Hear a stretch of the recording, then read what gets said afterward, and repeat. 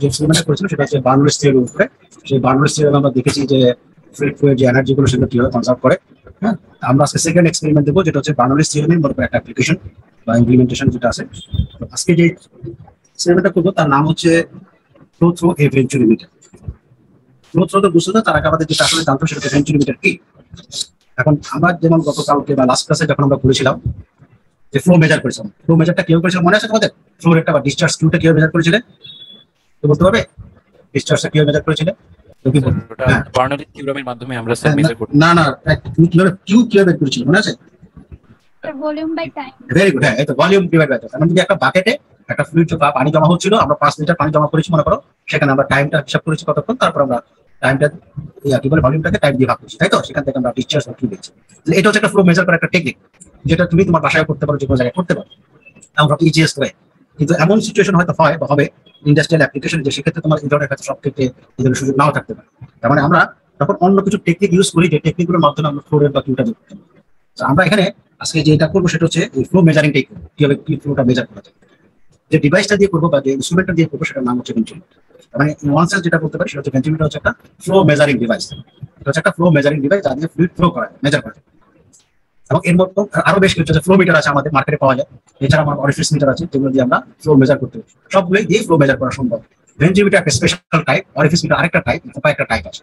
হ্যাঁ, আচ্ছা, এখন আমরা এই কেন এটা আসলে দরকার। সাপোজ মনে করো তুমি, আমরা যে মেকানিক্যাল ইঞ্জিনিয়ারিং যেহেতু আমরা পড়ালেখা করছি, আমাদের এখানে ফ্লুইড ফ্লো হয় বা ফ্লুইড পানি যাচ্ছে বা যে কোনো লিকুইড যেতে পারে। আবার এট দ্য সেম টাইম যারা সিভিল ইঞ্জিনিয়ার তারাও কিন্তু ফ্লুইড মেকানিক্যাল ফ্লুইড ডাইনামিক্স পড়ে। তাদের সাথে আমাদের একটা বড় একটা পার্থক্য হচ্ছে যে আমরা যে সকল ফ্লুইড ফ্লো নিয়ে কাজ করি সেগুলো হচ্ছে ক্লোজ, ঠিক আছে, যে আমাদের একটা পাইপের মধ্যে দিয়ে যাচ্ছে। হ্যাঁ, কিন্তু যখন সিভিল ইঞ্জিনিয়ার এরা কিন্তু সে ধরনের না, সেটা মনে একটা রিভার আছে বা একটা ক্যানেল আছে, তার মানে সার্ফেসটা হচ্ছে ওপেন টু অ্যাটমসফিয়ার। ঠিক আছে, ওদেরটা বলা হয় ওপেন চ্যানেল ফ্লো আর আমাদের বলা হয় ক্লোজ চ্যানেল। সিভিলের সাথে আমাদের এই পার্থক্য হচ্ছে তাদের হচ্ছে ওপেন চ্যানেল ফ্লো আর আমরা হচ্ছে আমাদেরটা যেটা হচ্ছে সেটা হচ্ছে close channel. Close channel flow যখন হয় তখন যখন পাইপের মধ্যে দিয়ে যখন যায় তখন ইন্ডাস্ট্রিয়াল অ্যাপ্লিকেশন সবসময় কিন্তু তুমি এভাবে বাকেটের মধ্যে পানি জমা হলো স্টপ করলে এটা কিন্তু সম্ভব হবে না। সেক্ষেত্রে আমরা এরকম যেটা করি যে একটা পাইপের মাঝখানে লম্বা একটা পাইপ আছে, তার মাঝখানে আমরা একটা ডিভাইস সেট করি, ডিভাইস একটা সেট করে দিই, যেখান থেকে মনে করো যে আমরা একটা ভেন্টিমিটার সেট করি। তারপরে এই ভেন্টিমিটার থেকে আমরা এই ডিটা পেয়ে যাবো। এটা হচ্ছে এটা কিভাবে আমরা অরিফিস মিটার ইউজ করতে পারি, কিভাবে আমরা ফ্লো মিটার বা অন্যান্য ডিভাইস ইউজ করতে যেটা দিয়ে ফ্লো মেজার করা সম্ভব। আমি যদি একটু স্ক্রিন শেয়ার করি, আমাদের ছোট সরিষাই সব দেখাবেন আসলে। আমি জাস্ট একটু একটা ইস্যু জাস্ট বলার জন্য আর কি। আমাদের এই ভেন্টিমিটার যেটা তোমরা গতকালকে বা লাস্ট ক্লাসে যেটা দেখেছো বাউন্ডারি থিওরামে, সেই একই রকম সেটআপটা ওই সেটআপটাই আমরা ইউজ করি। ওই সেটআপের মধ্যে যেরকম ছিল একটা পাইপ ছিল ইউনিফর্ম ক্রস সেকশনের, তারপর একটা কনভার্জিং সেকশন ছিল, এখানে একটা কনভার্জিং সেকশন থাকবে এটাই, তারপর একটা থ্রোট ছিল, তারপর একটা ডাইভার্জিং সেকশন, তারপর আবার ইউনিফর্ম। লাস্ট ক্লাসে তোমাদের এখানে অনেকগুলো পিটোর টিউব ছিল, তোমাদের মনে আছে কিনা জায়গা? 7টা পিটোর টিউব ছিল আর একটা, হ্যাঁ সরি 7টা ফিজোমিটার টিউব ছিল, একটা পিটোর টিউব ছিল। এখানে যেটা আছে আমাদের 7টা ফিজোমিটার টিউবের জায়গায় আমরা মেইনলি এখানে 2টো ফিজোমিটার টিউব ইউজ করি। ছবির মধ্যে 3টা দেওয়া আছে, আমরা ইউজ করি আসলে মেইনলি 2টো। তার মধ্যে প্রথম যেটা আছে ইউনিফর্ম ক্রস সেকশন, মানে কনভার্জিং সেকশনের আগে, কথাটা একটু খেয়াল করো, কনভার্জিং সেকশনের আগে। এখানে কিন্তু কনভার্জিং সেকশনের মধ্যে কোনো টিউব বসানো নেই। হ্যাঁ, তাহলে আমরা এখানে কনভার্জিং সেকশনের আগে একটা ফিজোমিটার টিউব বসাবো এবং এট দ্য সেম টাইম একটা থ্রোটের মধ্যে একটা বসাবো। এই দুটো ফিজোমিটার টিউবে আমরা বসিয়ে আমরা এখান থেকে রিডিং করবো। যে রিডিংটা আমরা বা লাস্ট ক্লাসে পেয়েছিলাম, এখান থেকে প্রেশার হেড পেয়েছিলাম, মানে P by gamma. P by গামাটা আমরা এই হাইটের মাধ্যমে পেয়েছিলাম। এখানেও আজকে যেহেতু দুটো ফিজোমিটার টিউব থাকবে, আমরা দুটো প্রেশার হেড পেয়ে যাবো। ঠিক আছে, এখন আমাদের এই যে বের করবো, যদি বের করতে চাই, আমাদের এখানে আমরা যদি বার্নৌলিস থিওরাম যদি অ্যাপ্লাই করি দুটো পয়েন্টের মধ্যে, তাহলে আমরা এখানে একটা ইকুয়েশন পাবো। সেই ইকুয়েশন থেকে সলভ করে আমি স্যার দেখাবেন এটা, আমরা এখান থেকে ভেলোসিটিটা মেজার করব।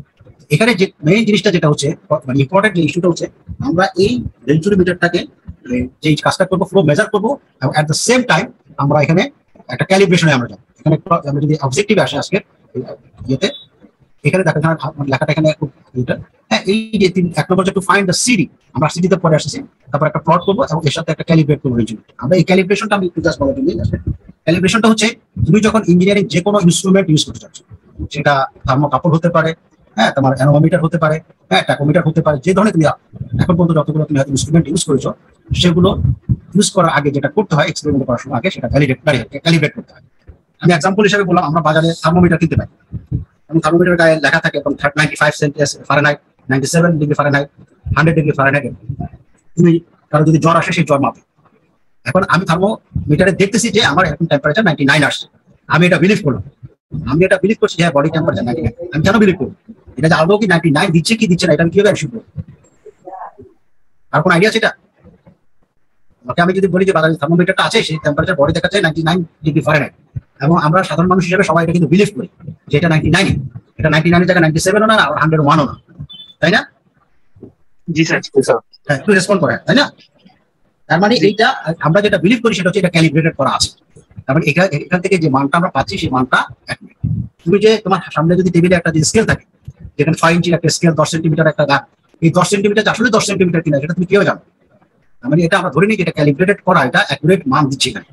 কিন্তু ইন রিয়ালিটিতে যখন তুমি কোনো এক্সপেরিমেন্ট করতে যাবে, যখন তুমি কোনো রিসার্চ করতে যাবে কোনো ইনস্ট্রুমেন্টের জন্য, তখন তোমাকে এটাকে আগে প্রথমে ক্যালিব্রেট করতে হবে যে ইনস্ট্রুমেন্টটা আসলে কি ঠিক রেজাল্ট দিচ্ছে কিনা, ঠিক ডাটাটা দিচ্ছে কিনা। আমরা আজকে এখানে এই জিনিসটা একটা করবো যে আমাদের এই ভেন্চুরিমিটার যেটা আছে সেটা আমরা ক্যালিব্রেট করবো, ঠিক আছে? আরেকটা যেটা আছে সেটা হচ্ছে আমরা এখান থেকে সিডি পাবো। সিডি হচ্ছে আমরা এটাকে বলি কোএফিশিয়েন্ট অফ ডিসচার্জ, ঠিক আছে? আচ্ছা, আমরা আমি একটু সংক্ষেপে এখানে একটা জিনিস যদি পয়েন্ট বলি, এখানে যদি ইকুয়েশনটা দেখো, তো স্যার দেখাবেন, আমরা এই ইকুয়েশনটা পাবো।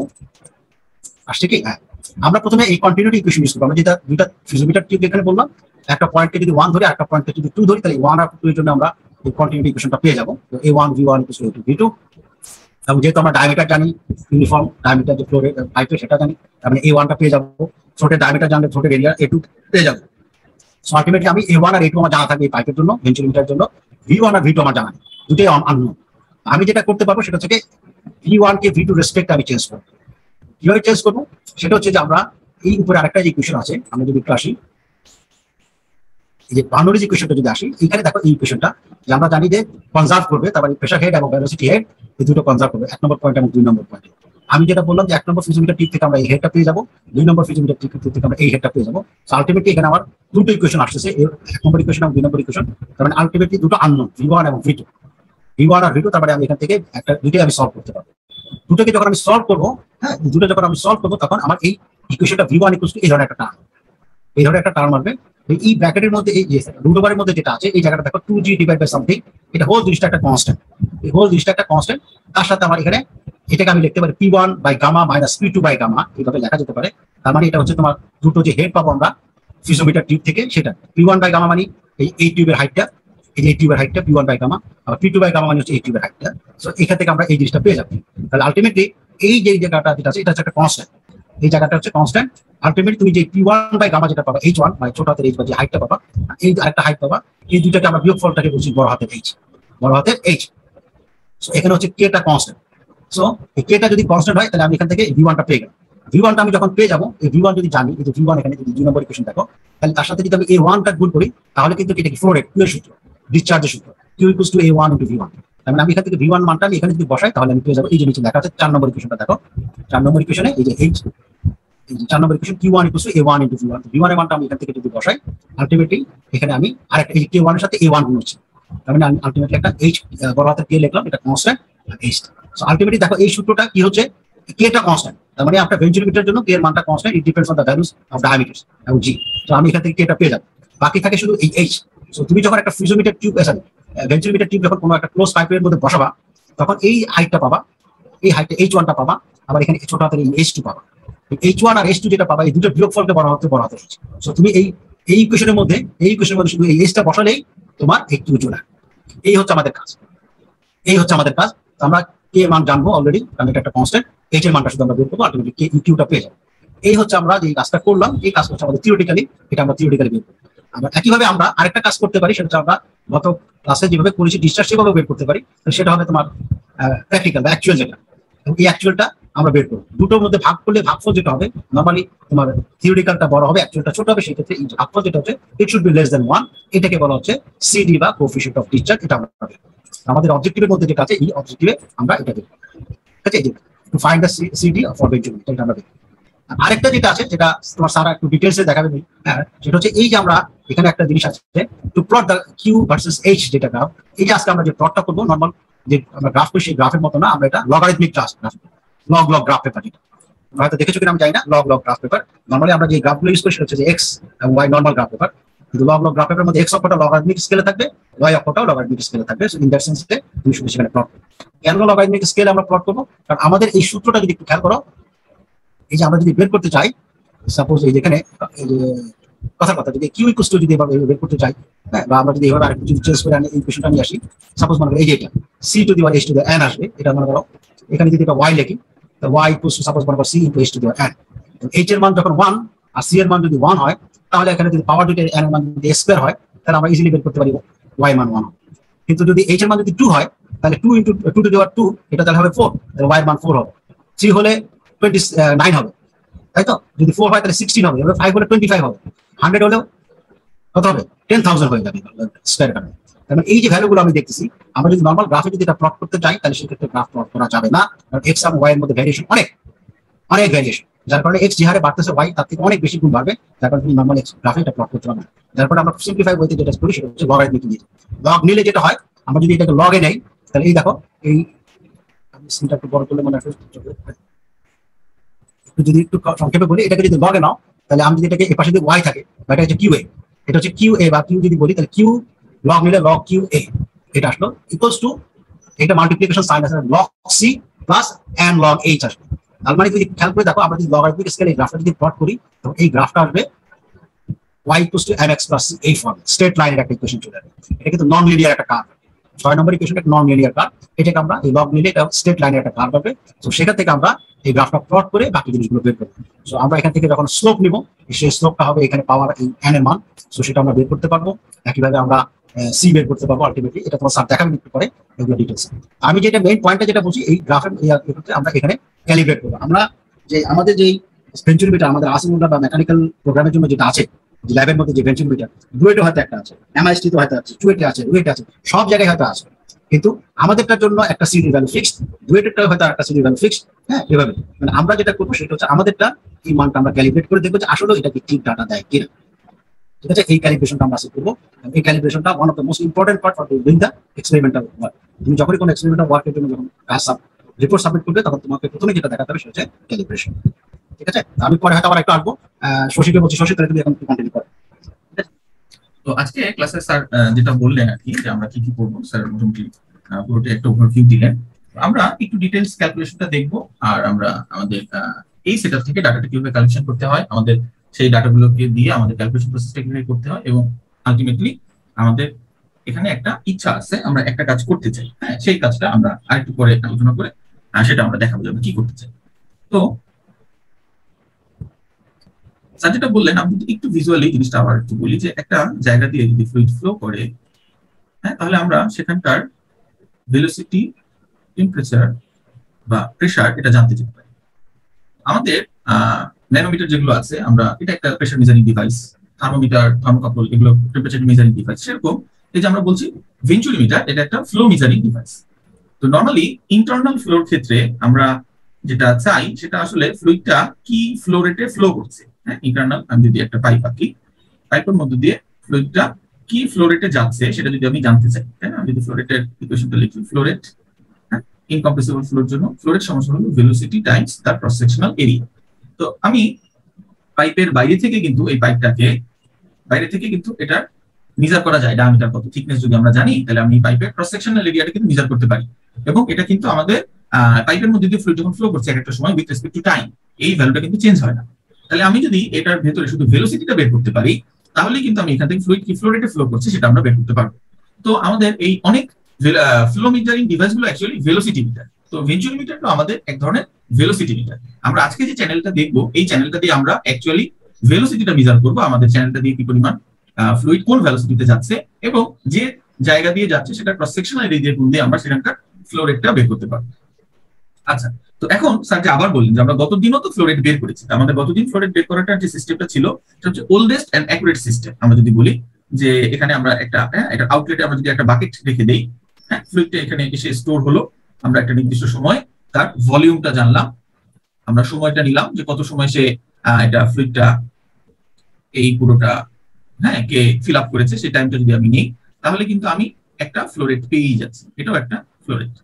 তো তাহলে এই ফ্লো রেটটা যেহেতু আমি জানছি এবং আমি বললাম দিস ইজ সব থেকে অ্যাকুরেট এবং ওল্ডেস্ট, তাহলে আমার এই ভেঞ্চুরিমিটার যেটা আমাদের এই পাইপের ভিতরে আমরা বসাবো, আমরা দেখবো ভেঞ্চুরিমিটারের শেপটা, বা আমরা দেখেওছি হয়তো শেপটা। তো এই যে শেপটা যে এরকম, হ্যাঁ, পাইপের ভেতরে বসানো থাকে সেটা, ঠিক আছে? তো এই পাইপের ভেতরে এরকম একটা শেপ বা এরকম একটা অবস্ট্রাকশন, এগুলোকে বার্নৌলিস অবস্ট্রাকশন ফ্লো মিটারও বলা হয়ে থাকে, এরকম একটা অবস্ট্রাকশন ক্রিয়েট করে আমার ভেলোসিটিটা মাপার কি দরকার ছিল বা ফ্লো রেটটা মাপার কি দরকার ছিল। তো সেটা যদি একটা উদাহরণের জন্য আমরা একটা ছবি দেখি, হ্যাঁ আমি একটা ছবি দেখাতে চাচ্ছি তোমাদেরকে। এই যে দেখো, এটা একটা সফট ড্রিঙ্কস ইন্ডাস্ট্রির একটা ফিলিং মেশিন বলে এগুলোকে। দেখো এখানে অনেকগুলো সফট ড্রিঙ্কের বটল একসাথে সেখানে হোল্ড করা আছে। তো এখানেই ট্যাপগুলো এখানেই, হ্যাঁ তো এখান থেকেই তাতে ফ্লুইডটা ফিল আপ করে। তো এখন এটার যেখান থেকে আমার ফ্লুইডটা আসছে, আইদার এটা উপর থেকে হতে পারে বা এটা নিচেও তো হয়তো স্পিল করে যাচ্ছে, আমি ধরে নিই উপর থেকে আসছে। তো এখানে আমার ফ্লুইডটা কি পরিমাণ ফ্লো রেটে আসছে, এটাই কিন্তু তোমার ডিফাইন করবে আমার এই যে বটলগুলো আছে, বটলগুলোতে কি পরিমাণ ফ্লুইড ফিল আপ হবে। আমার এটা যদি কনস্ট্যান্টলি ভ্যারি করতে থাকে, তাহলে আমি যে বটল যেগুলো প্রডিউস করবো সেগুলো তো ফ্লুইড কনস্ট্যান্টলি ভ্যারি করতে থাকে। আমরা একটা নিউমেরিক্যাল ভ্যালু দিয়ে কথা বলি, তাহলে হয়তো আমাদের একটু সুবিধা হবে। আমরা বললাম একটা কোকা কোলার বোতল, যেটা 600 মিলিলিটারের একটা বোতল, এই ফিলিং যে সিস্টেমটা, এই সিস্টেমটাতে 3 সেকেন্ড সময় সে থাকে। তাহলে আমাকে ইনশিওর করতে হবে আমার ট্যাপটা থেকে 200 মিলিলিটার পার সেকেন্ড ফ্লুইড যেন ফ্লো করে, এটা আমাকে ইনশিওর করতে হবে। তো এখন 200 মিলিলিটার যদি সে না পড়ে, তাহলে কি হবে?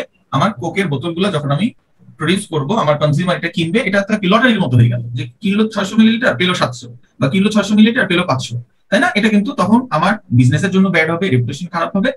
ওভারঅল কোক খেয়ে কম বেশি খেয়ে তো কেউ মারা যায় না, কিন্তু আমরা যদি এটা একটু সফিস্টিকেটেড, হ্যাঁ ফার্মাসিউটিক্যাল ইন্ডাস্ট্রি বা অন্য ধরনের যেখানে মিক্সচারটা ডাইরেক্টলি মানে হিউম্যান হেলথের সাথে রিলেটেড, সেসব জায়গার কথা যদি চিন্তা করি, তাহলে এটা কিন্তু অল্প একটু এদিক সেদিকের জন্য ডিজাস্টারাস হয়ে যেতে পারে। আচ্ছা, তাহলে আমরা কি করলাম? আমরা চিন্তা করলাম আমরা কনস্ট্যান্টলি চেক করবো। তো এখন আমরা দেখি এই যে ছবিটা আবার আমরা দেখলাম, এই ছবিটাতে কি আমরা যেটা বললাম ওয়াটার বাকেট সিস্টেমে এই জিনিসটাকে মেজার করা, এটা কি ফিজিবল? এখানে তো আসলে কোনো আউটলেটই নাই, বা আমি এখান থেকে হয়তো একটা আউটলেট বের করে নিলাম, আউটলেট বের করে আমি কিছুক্ষণ পর মেজার করলাম, তাহলে সেই প্রোডাক্টটা কি আমার কমপ্লিট ওয়েস্টেজ হয়ে গেল না? আচ্ছা, তাহলে যে নিড যে আমি রেডিলি, হ্যাঁ আমি জাস্ট এখানে আমার ফ্লুইডটা কিভাবে ফ্লো করছে, সেই ফ্লো চ্যানেলের ভেতর থেকেই একটা ডিভাইস দিয়ে আমি এটা ফ্লো রেটটা, হ্যাঁ আমরা একটা ডিসপ্লেতে দেখে ফেলবো, বা আমরা একটা এটাকে কি বলে গজে দেখতে পারবো, ঠিক আছে? অ্যানালগ হতে পারে, ডিজিটাল হতে পারে, হোয়াটএভার ইট ইজ, আমরা এটাতে দেখতে পারবো। এই নিটটা কিন্তু আমার বোঝা গেল। তো আজকে আমরা চেষ্টা করব এই জিনিসটা করতে। তো এই জিনিসটা করার জন্য আমরা যে আজকের জন্য যেটা ইউজ করবো, যেটা আমরা নামটা বললাম যে this is a venturi meter, এবং এই ভেঞ্চুরি মিটারটা হলো, আমরা যদি আবার একটা ছবি দেখি, আমাদের গতদিন ক্লাসে আমরা যেটা দেখেছি সেটাই, ঠিক আছে? আমাদের এই যে ভেঞ্চুরি মিটারটা আমরা গতদিন দেখেছি, আমি স্ক্রিনটা আরেকটা স্ক্রিন শেয়ার করছি তোমাদের সাথে, এই যে এই জিনিসটা। এখন আমাদের এই যে এখানে আমরা ভেঞ্চুরি চ্যানেলটা যদি এই সফটওয়্যার ওপেন না করে একটা সফটওয়্যার ওপেন করি, তাহলে আমরা দেখাতে দিব।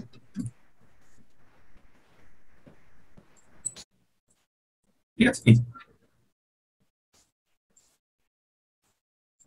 ঠিক আছে। তো তাহলে আমরা যেটা বললাম যে আমাদের এই যে চ্যানেলটা কিন্তু দেখাচ্ছে, এই যে দেখো এই যে চ্যানেল,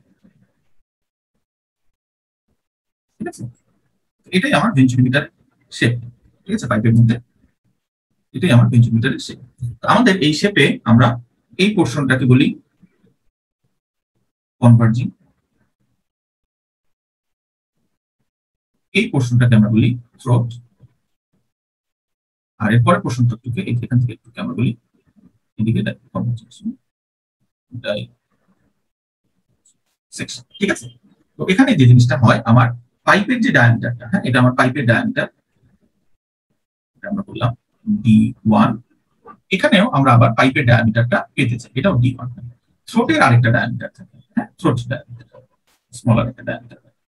আমরা আমাদের আজকে যে কাজটা করব, আমাদের এই যে ম্যানোমিটার 1 থেকে বা পিজোমিটার 1 থেকে আমরা যে রিডিংটা পাই আমরা সেটা নিব, 2 নাম্বারটা আমরা নিব না। আবার পিজোমিটার 3 থেকে যে রিডিংটা পাই এই রিডিংটা আমরা নিব, এটাই আমাদের কাজ। তো পিজোমিটার 3 রিডিংটা কোথায়? থ্রোটে, বুঝা গেল?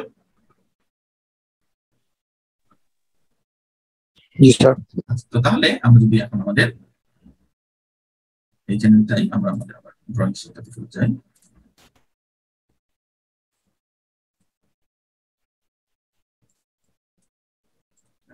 তাহলে আমি আবার ছোট্ট করে আবার এরকম,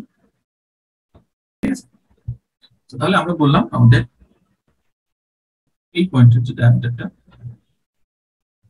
এই পয়েন্টের ডায়ামিটারটাকে আমরা বললাম D1, এই পয়েন্টের ডায়ামিটার আমরা বললাম D3। আমরা ওই যে পিজোমিটার এখানে, হ্যাঁ P1 রিডিংটা পাই, আর এখান থেকে আমরা পিজোমিটার রিডিংটা পাই, P3 বলছি পিজোমিটার, ঠিক আছে? আচ্ছা, রিডিংটা আমরা আসলে তো এইচ দিয়ে দিলে আমাদের একটু বুঝতে সুবিধা হবে। ঠিক আছে, আমরা রিডিংটাকে এইচ বলি। আমরা রিডিংটাকে বলি, এখানে আমরা রিডিংটা পেয়েছি H1, এখান থেকে আমরা রিডিং করব সেটা হলো H3। আর এটা তো অনেক বড় হবে।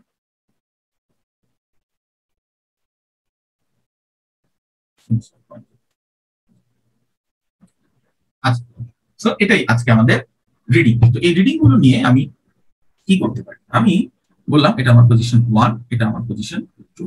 এই দুটো পজিশনে যদি আমি বার্নৌলিস ইকুয়েশনটা ইউজ করি, বার্নৌলিস ইকুয়েশন আমরা কি লিখতে পারি? আমরা লিখতে পারি P1 by gamma plus V1 square divided by twice G plus Z equals to P2 by gamma plus V2 square divided by twice G plus G। এখন এদের ডেটামটা যদি আমি এই লাইনটাকেই ডেটাম বলি, তাহলে আমার Z1 আর Z2 0 হতে। ওকে, আমার এখানে আমি প্রেসারটা সরাসরি আমার ম্যানোমিটার থেকে বের করতে পারবো হাইট হিসেবে, ভেলোসিটিটা জানা যাচ্ছে। সো তাহলে আমার এই ইকুয়েশনটাতে আননোন V1 V2 দুটো আননোন, P1 P2 আমরা জানি। এখন আমরা যদি কন্টিনিউটি ইকুয়েশনটা আবার ইউজ করি, কন্টিনিউটি ইকুয়েশন আমাকে বলে এই পয়েন্টে flow rate at Q1 equals to হবে flow rate at Q2। এখান থেকে আমরা বের করতে পারি area times velocity at 1 equals to হবে area times velocity at 2। ঠিক আছে, তো আরেকটু যদি আমি এখানে লিখে নিয়ে আসি যে এরিয়া দিয়ে রাখতে চাচ্ছি না, আমার ডায়ামিটার গুলো পজিশন 1 আর 3 ডায়ামিটার আমরা জানি। তো পজিশন 2 এর ডায়ামিটারটা কিন্তু D3 আর হেডটা হলো H3, এজন্য আমি একটু পরে এটাকে 3 দিয়ে লিখবো, যাতে আমরা যখন রিডিংটা নিব তখন যেন আমাদের কনফিউশনটা না থাকে। সো তাহলে A1 পজিশনের যে ডায়ামিটার সেটা কি পাই by 4 D1 square, R A2 পজিশনের যে ডায়ামিটারটা সেটা ক্রস সেকশনাল ডায়ামিটার সেটা হলো পাই বাই 4 D3 স্কয়ার। ঠিক আছে, তো তাহলে আমাদের এই বার্নৌলিস ইকুয়েশন আর এই কন্টিনিউটি ইকুয়েশন ডায়ামিটার দিয়ে চেঞ্জ করে যদি আমরা লিখি সেটা কি রকম আসবে? Pi by 4 D1 square V1 equals to pi by 4 D3 square V2। ঠিক আছে, তো এই দুটো যদি আমরা ইকুয়েট করি, এখানেও কি ডায়ামিটার তো আমি জানি এই পজিশনে আমার এটা পাইপ লেন্থ, আর এই পজিশনে এটা কি থ্রোট ডায়ামিটার, তো ভেন্টুরিমিটারের থ্রোট ডায়ামিটারও আমার নো। তো তাহলে আমার এই ইকুয়েশন আমরা যদি একটা নাম দেই, সে দিস ইজ ইকুয়েশন 1 আর this is equation 2, that is Bernoulli's equation এবং কন্টিনিউটি ইকুয়েশনের দুটো ইকুয়েশনের একটু মডিফাইড ফর্ম থেকে আমরা ভেলোসিটি 1 অথবা 2 বের করতে পারি। তো 2 তো আমার থ্রোট এটা আমি জানতে চাচ্ছি না, আমি জানতে চাচ্ছি আমার ফ্লুইড ভেলোসিটি এখানে কত ছিল V1, তাই না? পাইপ দিয়ে কি ভেলোসিটি ফ্লুইড যাচ্ছে, এর জন্য আমরা এই দুটো ইকুয়েশনকে সলভ করি V1 এর জন্য। তো V1 এর জন্য যদি আমি সলভ করি তাহলে আমি এরকম একটা জিনিস পাই। ঠিক আছে, আমি সলভটা দেখাচ্ছি না, এটা আমাদের যে কোনো রেফারেন্স বই তুমি যদি দেখো পাবে। আমি সরাসরি জিনিসটাকে V1 এর জন্য লিখে দিচ্ছি। ঠিক আছে, আমি তাহলে পাই অর V1 equals to যদি লিখি √2G divided by D1, position 1 এর ডায়ামিটার ডিভাইডেড বাই আমাদের এখানে পজিশন 3 এর ডায়ামিটার, হ্যাঁ, টু দি পাওয়ার 4। আমরা কিন্তু স্পেসিফিকলি আমাদের সেটআপটা কি হবে সেটা লিখছি। ঠিক আছে, রেফারেন্স বইগুলোতে আমরা দেখব আমাদের এখানে পজিশন 2 এ 2 ইউজ করে 2 লিখছি, P1 মাইনাস কি P2 ডিভাইডেড বাই গামা।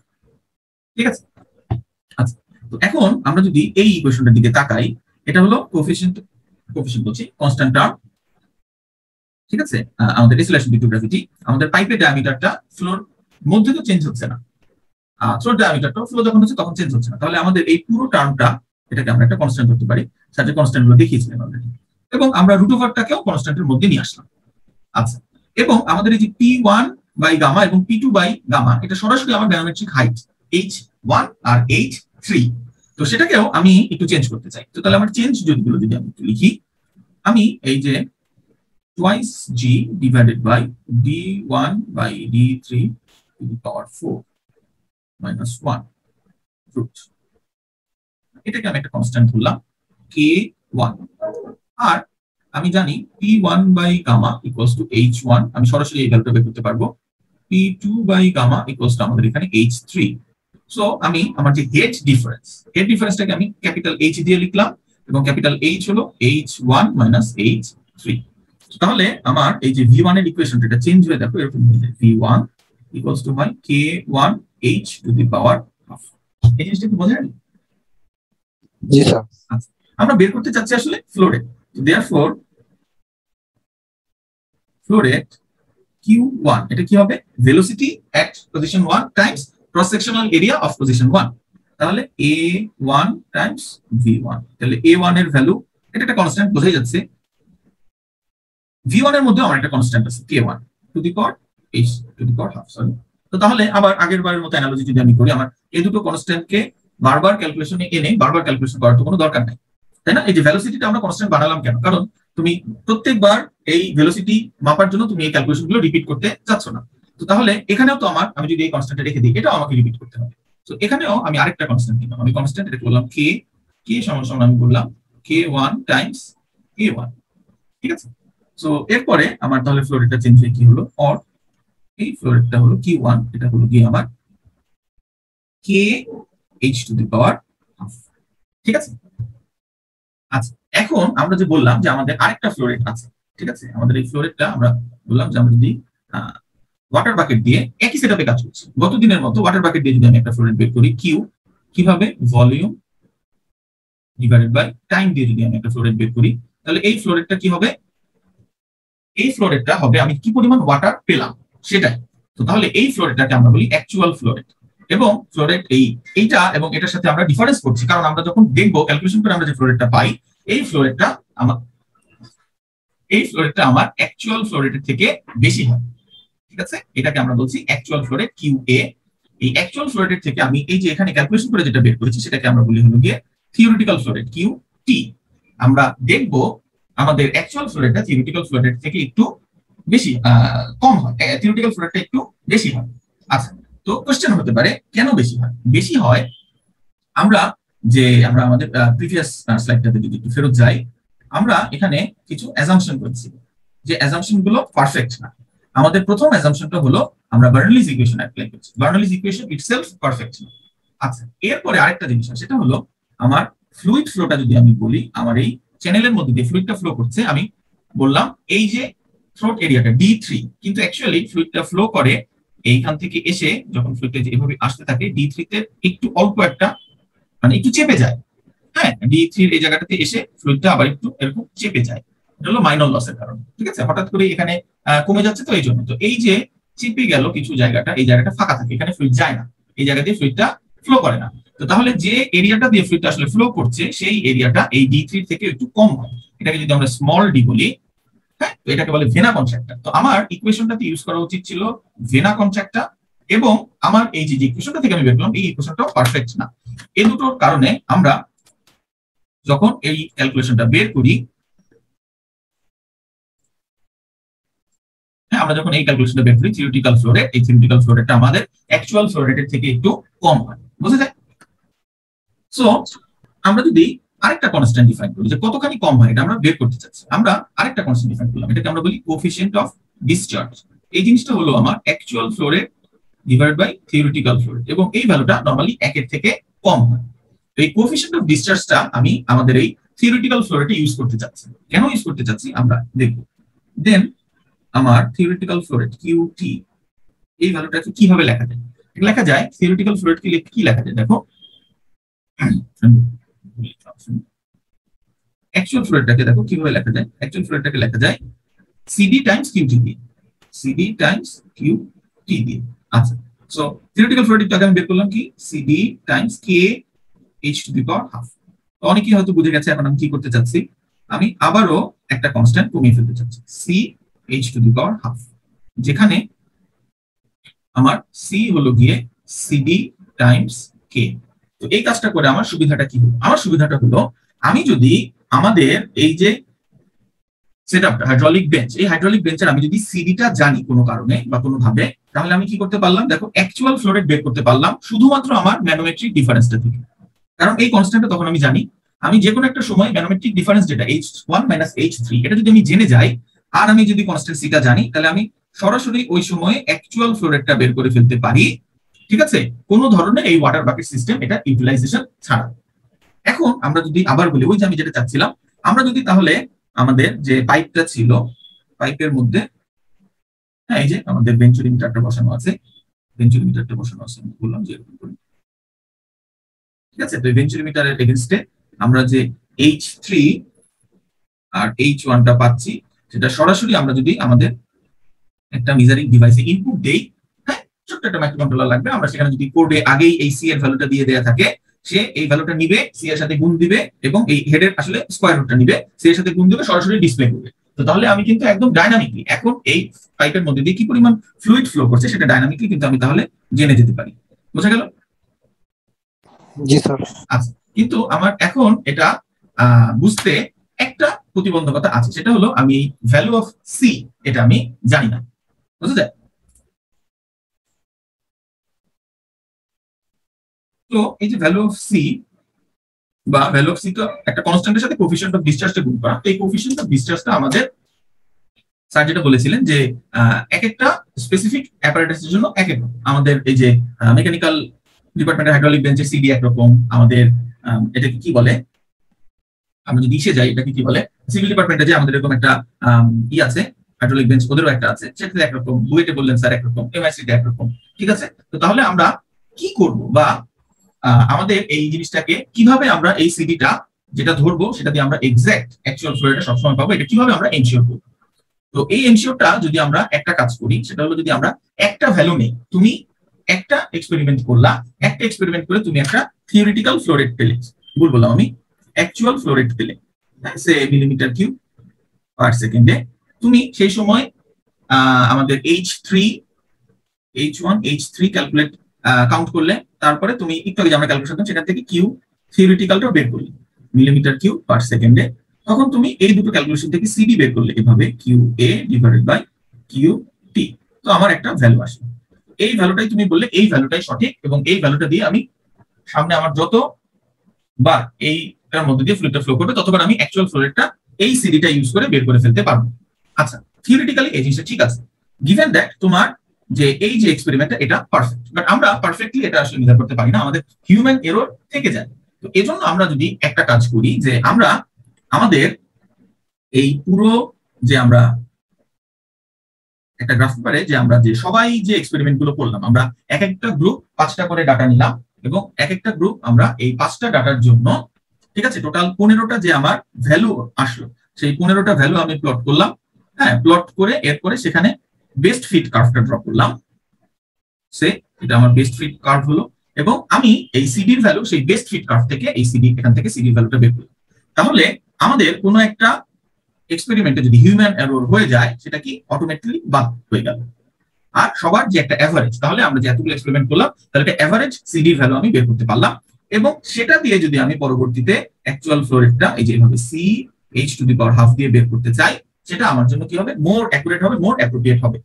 ঠিক আছে, এটাই হলো ক্যালিব্রেশন প্রসেসটা। বোঝা যায়? যে তাহলে আমরা প্রত্যেকটা গ্রুপ 5টা করে ডাটা নিলাম, সেই প্রত্যেকটা ডাটাকে আমরা প্লট করে যদি আমরা বেস্ট ফিট কার্ভ থেকে আমাদের এই যে এভারেজ সিডি ভ্যালুটা বের করতে পারি বা এভারেজ সি এর ভ্যালুটা বের করতে পারি, সেটাই আমার জন্য অ্যাপ্রোপ্রিয়েট হবে। ঠিক আছে, এটা কি বোঝা গেল?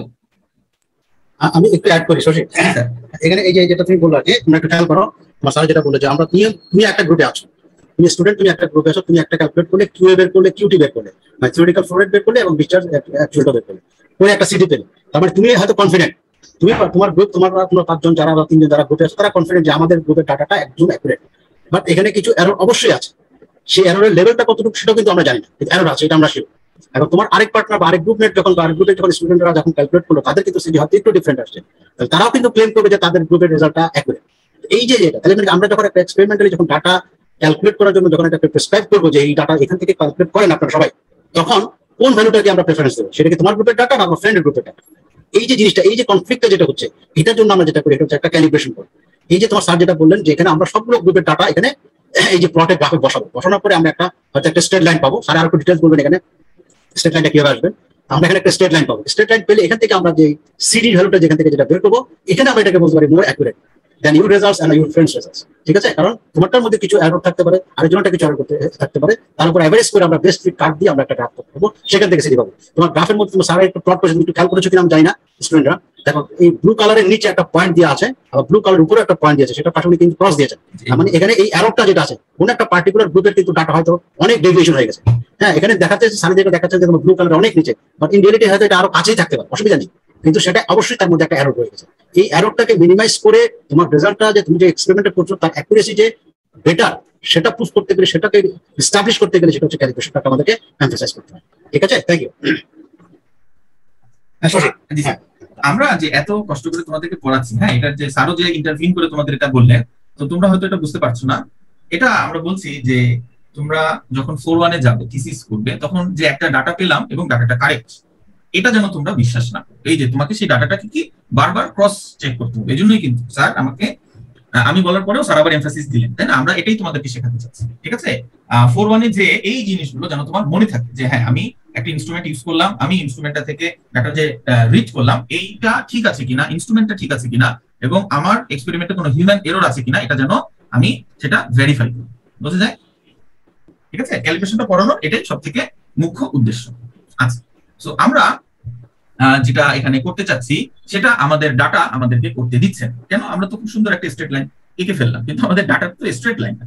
আমরা যদি ডাটাটা প্লট করি, আমরা আরেকটা কার্ভ যদি আঁকি, তাহলে আমরা দেখবো আমাদের ডাটাটা হলো গিয়ে দেখতে, আমরা যদি ডাটাটা এইভাবে প্লট করি, সে আমরা আমাদের এক্স অক্ষে এইচ প্লট করছি, ওয়াই অক্ষে আমরা ফ্লোর একটা প্লট করছি। তো আমাদের ডাটাটা এরকম একটা পলিনোমিয়াল কার্ভ। ঠিক আছে, এরকম একটা কার্ভ আমাদের ডাটাগুলো, সরি আমি আসলে ডাটাটা, হ্যাঁ, আমাদের ডাটাগুলো এরকম হবে, এবং এটা বেস্ট ফিট কার্ভ যেটা হবে সেটা এরকম একটা কার্ভ। ঠিক আছে, তো এই পলিনোমিয়াল কার্ভটা দুটো প্রবলেম ক্রিয়েট করছে আমাদের। একটা প্রবলেম হলো স্যার যেটা বললেন, তুমি কিউ এর যে ভ্যালুটা, সেটা এইচ এর তুলনায়, আমরা যদি এটাকে এন বানিয়ে দেই, এইচ এর তুলনায় কি পাওয়ারে আছে। তো হেডের সাথে এর যে রিলেশন সেটা লিনিয়ার না। ঠিক আছে, একটার সাথে আরেকটা রিলেশন কি পলিনোমিয়াল রিলেশন আমরা যেটা বলি, হ্যাঁ, বা এখানে এক্সপোনেনশিয়াল রিলেশন, একটা অল্প বাড়লে আরেকটা অনেক বাড়ছে, বা একটা অনেক বাড়লে একটা আরেকটা অল্প বাড়ছে। তো তাহলে আমার এই প্লটিংটা কি হবে, অনেক বড় একটা গ্রাফ লাগবে প্লট করার জন্য, হ্যাঁ, বা আমার একটা পয়েন্টের পর আরেকটা পয়েন্ট অনেক দূরে যে আসবে। তো সেই প্রবলেমটাও সলভ হবে, প্লাস আমরা এই যে হাত দিয়ে যে আমি কার্ভটা আঁকলাম, এই কার্ভটা তো অ্যাকুরেট হলো না, বেস্ট ফিট হয় না। আমাদের এই ডাটাগুলোকে যদি কোনোভাবে আমরা স্ট্রেট লাইনে কনভার্ট করে নিতে পারি, তাহলে কিন্তু আমরা ম্যানুয়ালি এই কার্ভ ফিটটা করতে পারি। আমাদের কার্ভ ফিটের এখন যথেষ্ট রোবাস্ট প্রসেস আছে কম্পিউটারের সাহায্য নিলে, বাট আমরা ম্যানুয়ালি বেস্ট ফিটটা তখন একটা স্ট্রেট লাইন থেকে বেটার করতে পারি। এবং দেখো, আমরা যদি এই ইকুয়েশনটার উভয় পক্ষে লগ নিই, হ্যাঁ, আমাদের এই জিনিসটা করা যায়, log c h to the power n, তাহলে জিনিসটা আসছে যে log q a equals to হলো গিয়ে log c plus n log h। তো এখন আমরা লগ লগ গ্রাফে যখন প্লট করব, এই গ্রাফটা একটা y equals to mx plus c এরকম একটা প্যাটার্ন আমাদেরকে শো করবে।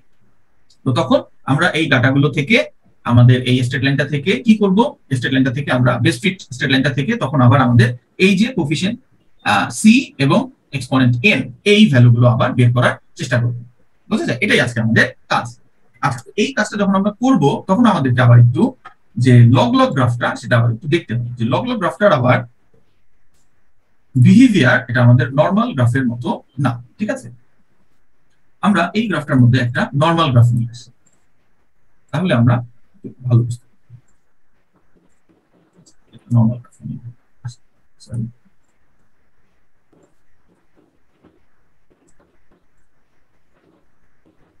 এটা আমাদের একটা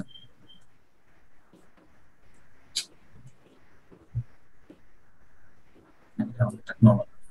ঠিক আছে, এই নর্মাল গ্রাফটা দেখো, আমাদের ইনক্রিমেন্ট গুলো কেমন, আমরা নর্মাল গ্রাফের ইনক্রিমেন্টটা যদি একটু দেখি, দেখো আমার এই পয়েন্টের কথা বললাম, আমি যদি এটাকে বলি আমার 0 0 পয়েন্ট, ওকে, তাহলে আমরা এটাকে আমি যদি বলি 1, এটাকে যদি বলি 2, এটাকে যদি বলি 3, এটাকে যদি বলি 4, এটাকে যদি বলি 5, তাহলে 1 এর থেকে 2 সমান ডিসটেন্সে আছে, 2 এর থেকে 3 সমান ডিসটেন্সে আসছে। একটু বড় করে যদি বলি যে এটা 0, এটাই 1, এটাই 2, তাহলে কিন্তু আরো ভিজিবল ব্যাপারটা যে 1 এর থেকে 2 সমান ডিসটেন্সে আছে, 2 এর থেকে 0 থেকে 1, 1 থেকে 2 সমান ডিসটেন্সে আছে। এদিকে যদি যাই, আমি তখন বললাম যে এটা 1, হ্যাঁ এটা 2, তাহলে সেটা সমান ডিস্টেন্সে আছে। সেম জিনিসটা যদি আমরা আমাদের লগ লগ গ্রাফে একটু দেখি, লগ লগ গ্রাফে আমাদের 0 0 পয়েন্ট, আমাদের পয়েন্ট হলো 1 1 1 1 এর পরে 2 পয়েন্ট এটা, 3 পয়েন্ট এটা, এটা 4, এটা 5, এটা 6, এটা 7, এভাবে যদি আমি যাই তাহলে আমার লগ লগে আমার যে এদিকে যদি আবার আমি যাই, এটা 2, এটা 3, এটা 4, তাহলে আমার এই যে 3 আর 4 এর ডিসটেন্সটা এতটুকু, 3 আর 2 এর ডিসটেন্সটা বেড়ে গেছে, 2 আর 1 এর ডিসটেন্সটা বেশি। তার মানে কি আসলে ডিসটেন্সটা বড় থাকে, আস্তে আস্তে ছোট হয়ে যায়। এটা কি বোঝা যাচ্ছে? তো প্রোগ্রেশনটা কি আমার এক্স ওয়াই যে প্লটিং, এই যে এটার মতো, প্রোগ্রেশনটা কি এটার মতো? আমার কথা বোঝা যাচ্ছে? স্ক্রিন দেখা যায়?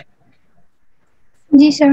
আচ্ছা, তো তাহলে আমাদের এই নরমাল গ্রাফটার মতো বিহেভিয়ার কিন্তু আমাদের এই লগ লগ গ্রাফটা অ্যাক্সিসে নেই। তো এই যে আমাদের নরমাল অ্যাক্সিসে বিহেভিয়ারটা নেই, কিন্তু আমরা যদি একটা কাজ করি সেটা হলো আমি এই গ্রাফটাকে হাইড করে দেই। হ্যাঁ আচ্ছা, সুন্দর, আমি এখানেই করেছি।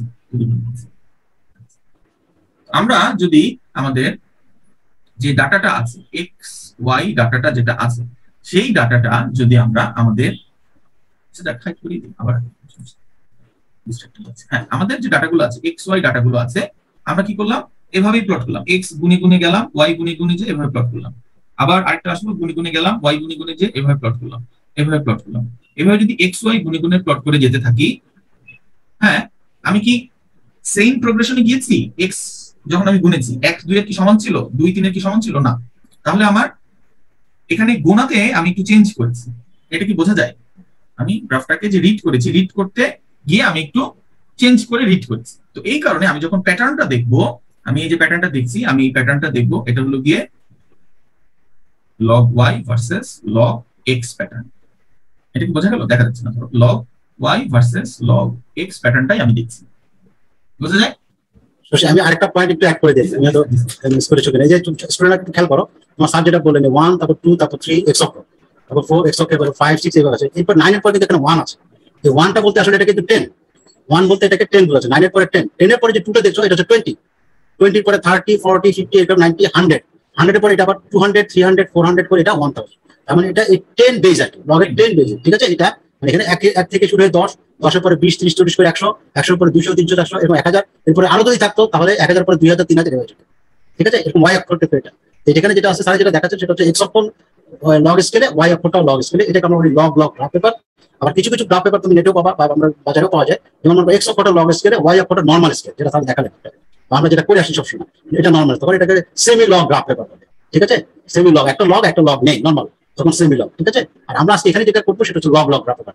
এক্স অক্ষ লগ স্কেলে থাকবে, ওয়াই স্কেলও লগ স্কেলে থাকবে, এটা হচ্ছে একটা সাইকেল। এরপর একটার পরে এটাকে এখানে যেমন এটাকে 1/3 এটাকে গ্রাফ বলা হয়, 1/3, এটা হচ্ছে তোমার এখানে যে 10 তারপর 100 তারপর 1000 এরকম করে যাবে। ওয়াই অক্ষ যদি এরকম হতো তাহলে এরকম বাড়তে পারবে। হ্যাঁ শশী কন্টিনিউ। তো তাহলে আমরা এখানে যে জিনিসটা দেখছি সেটা হলো যে আমরা এক্স ওয়াই রিডটা করলাম একটু অন্যভাবে, এ কারণে আমরা প্যাটার্নটা দেখছি লগ এক্স লগ ওয়াই। তো আমরা যে বললাম আবার, তাহলে আমরা এখান থেকে কি করব, আমরা এখান থেকে আমাদের কোনো পয়েন্ট নিব না, আমরা এখানকার একটা পয়েন্ট নিব এবং এখানকার আরেকটা পয়েন্ট নিব। এই পয়েন্ট দিয়ে আমাদের যে ইকুয়েশনটা ছিল এই ইকুয়েশনটাকে ভেরিফাই করব। তখন আমরা এখান থেকে যখন পয়েন্টটা নিব, পয়েন্টটা কিন্তু আবার x1 y1 হবে। হ্যাঁ, এটাকে আবার কেউ লগ এক্স লগ ওয়াই বলো না কেন, কারণ পয়েন্টটাও কিন্তু আমরা ওভাবেই গুনে যাব, লগ দিয়ে গুনছি না, ঠিক আছে? এই জিনিসটাই আমাদেরকে আজকে খেয়াল করতে হবে। হ্যাঁ, আমরা যখন বসাচ্ছি তখন আমরা একটু অন্যভাবে গুনে বসাচ্ছি, আবার আমরা যখন রিড করছি তখন আমরা একটু অন্যভাবে গুনে ডাটাটা রিড করছি। বাট এই যে অন্যভাবে করছি, normal X Y normal linear গ্রাফে আমরা যেভাবে করি সেভাবে যেহেতু করলাম না, এ কারণে আমাদের এই প্যাটার্নটা হচ্ছে লগ লগ। তো তাহলে আমাদের কাজটা কি হবে আজকে? আমাদের কাজটা হবে এখানে একটু এমফাসাইজ করে দাও শশী, ওই যে যারা পয়েন্ট গুলো চুজ করবে তোমরা সবাই প্রত্যেকেই ইন্ডিভিজুয়ালি পয়েন্ট চুজ করতে হবে। x1 x2 যেটা চুজ করলো বা x1 y1 x2 y2 প্রত্যেকের জন্য আলাদা হয়, কপি যাতে না হয়, এটা আমি টেনশন করে মানে বলে যাচ্ছি, যাতে তুমি যখন পয়েন্ট চুজ করো তোমার মতো করে চুজ করো, তোমার সাথে আরেকজন বোঝার কথা না, এটা যাতে মাথায় থাকে, যারা কারোর যাতে কোনো কপি না হয়, ঠিক আছে? ঠিক আছে, থ্যাংক ইউ শশী, আমি লিভ করতে আছি। হ্যাঁ, সমস্যা নেই। হ্যাঁ ঠিক আছে, সবাইকে ধন্যবাদ, থ্যাংক ইউ, পরে দেখা হবে। আচ্ছা, তো তাহলে এটা কি হলো, কিউ আর এইচ। আচ্ছা, তো তাহলে আমরা যেটা বললাম যে আমরা এরকম কিছু প্লট করলাম লগ লগ গ্রাফে। হ্যাঁ, প্লট করার পরে আমরা যে স্ট্রেট লাইন, একটা বেস্ট ফিট স্ট্রেট লাইন নিজেরাই হাতে তৈরি করলাম। এরপর আমরা কি করব, আমরা এই স্ট্রেট লাইনে একটা পয়েন্ট নিব, x1 বা আসলে x না তো h1 q1 এবং আরেকটা পয়েন্ট। আমাদের ডাটা নিলে কিন্তু হলো না, আমরা যেটা করতে চাচ্ছি সেটা হবে না। h2 q এই দুটো আমরা পয়েন্ট নিব। তো সেই পয়েন্টের জন্য আমরা কি করতে পারি, আমরা এই স্ট্রেট লাইন যে ইকুয়েশনটা আমরা পেয়েছি এই ইকুয়েশনটাকে যদি আমরা ভেরিফাই করি তাহলে কি হবে, log q1 equals to log c plus n log h1 log q2 equals to log c plus n log h2। ঠিক আছে, তো তাহলে আমরা যদি একটা থেকে একটা মাইনাস করি আমরা n এর ভ্যালুটা পেয়ে যাব। ঠিক আছে, এরকম লগ এর আবার মাইনাস করলে কি হয়, log c চলে যাবে, বাট log log মাইনাস হলে জিনিসটা কি হবে, জিনিসটা হবে ভাগ, তাহলে q1 বাই q2 নিচে থাকবে log h1 বাই h2 এভাবে। আচ্ছা, এরপরে আমরা মনে হতে পারে y equals to mx plus c থেকে আমার এই জিনিসটা ইন্টারসেপ্ট না, এই জিনিসটা লগ লগ অফ ইন্টারসেপ্ট না, কারণ আমার লগ লগ অফ 0 না, এটা 0 পর্যন্ত ইন্টারসেপ্ট। তো c বের করার জন্য আবার আমাকে এই q1 বা q2 দিয়ে যে কোনো, যখন আমি n পেয়ে গেলাম তখন যে কোনো একটা স্টুডেন্টকে আবার যদি আমি ভেরিফাই করি তখন এটাও জানি তখন আমি লগ c টা পাবো, সেই লগ c টাকে nt লগ করে আমি আবার c পাবো। c সমান সমান কি হবে, nt লগ লগ c। এটা তো আমার এই c এর ভ্যালুটা আসবে, n এর ভ্যালুটা কত আসতে পারে কেউ যদি আমাকে একটু বলো। এটা দেখো হাফ ছিল, তাই না, সেটাকে আমি বললাম যে না আমি গ্রাফ থেকেই বের করব, তো n এর ভ্যালুটা কি 0.5 এর কাছাকাছি আসবে, বুঝা যায় তাহলে আরেকবার বললে ভালো হয়।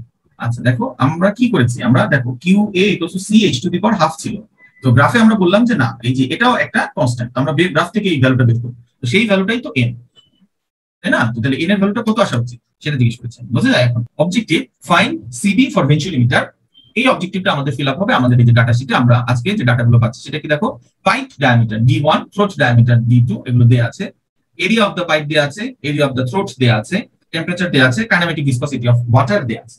তো আমরা এই ভ্যালু গুলো ক্যালকুলেশন করব, এটা থেকে টেম্পারেচার, আজকে টেম্পারেচার আমরা নিব, আমরা সেই টেম্পারেচারে আমাদের যে কাইনেমেটিক ভিসকসিটি সেটা নিব, তো সেটা দিয়ে আমরা রেনল্ডস নাম্বারটা বের করতে পারবো।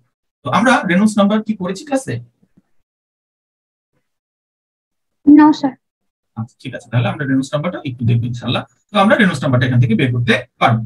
ওকে, নেক্সট যেটা দেখো, আমরা এখানে h1 আর h2 লেখা, কারণ আমাদের যে ডাটা শিটটা আছে রিয়েল ডাটা শিটটাতে h1 আর h2 দেখা, হ্যাঁ অফলাইন ডাটা শিটটা, তো এইজন্য এটাই রেখেছি। বাট আমাদের আমরা ম্যানোমিটারে 3 নাম্বার, হ্যাঁ আমাদের যে ম্যানোমিটারটা সেটা আমরা রিড করে এই ডাটাগুলো পেলাম। তো আমাদের সেট 1 নিয়ে আমরা গ্রুপ 1 কাজ করব, আমাদের 15টা ডাটা আছে, সেট 2 আছে, সেট 3 আছে, তাহলে 4 নাম্বার গ্রুপ আবার সেট 1 এর ডাটা নিয়ে কাজ করব। ঠিক আছে, তো আমি শুধু এক সেটের ডাটা নিয়ে কি হবে সেটাই বলছি। তো তাহলে আমি কি পেলাম, আমি একটা কালেকশন টাইম পেলাম, হ্যাঁ আমি 5 লিটার ফ্লুইড আমাদের ওই হাইড্রোলিক বেঞ্চে স্টোর করলাম, একটা কালেকশন টাইম পেলাম, তাহলে আমি এটা কি পাবো, অ্যাকচুয়াল ডিসচার্জ পাবো।